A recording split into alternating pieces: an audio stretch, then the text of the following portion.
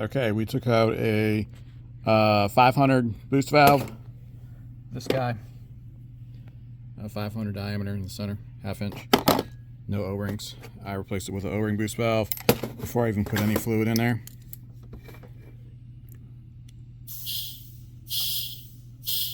I already tell you it's not leaking. And we're going to put a little bit of ATF in there. Run it all around. And we're going to squirt it there.